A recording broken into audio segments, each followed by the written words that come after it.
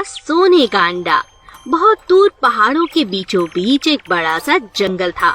उस जंगल में एक बड़ा सा तालाब था और उस तालाब में एक बत्तख भी रहती थी और अपने आप को अकेला महसूस करती थी। उससे बात करने वाला कोई नहीं था। वो बहुत ही गुमसुम रहती थी। एक दिन एक मछली बत्तख के पास आई और कहने लगी, बत्तख तुम इतनी प्यारी हो, लेकिन तुम चुपचाप क्यों रहती हो? ऐसा क्या हुआ है? मैं यहाँ पर अकेली हूँ।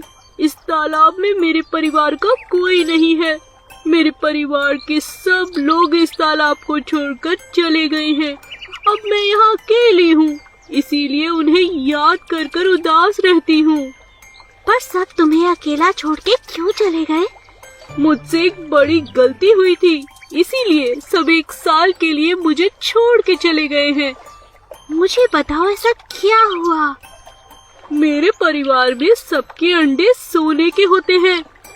हमारे परिवार को वरदान है कि जब तक हम अच्छे काम करेंगे और अच्छे काम करने में दूसरों की मदद करेंगे, तब तक हमारे अंडे सोने के ही रहेंगे।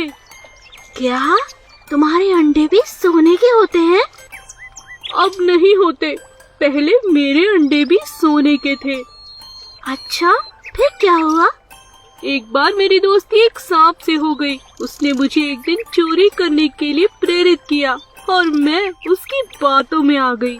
उसी दिन से मेरे अंडे सोने के नहीं रहे। मेरा परिवार इसी वजह से मुझसे दूर चला गया, क्योंकि मैंने चोरी की थी। तो मेरे साथ रानी मछली के पास चलो। पर क्यों? बताती हूँ, तुम चलो तो। ठीक है। वो दोनों रानी मछली के पास जाती हैं।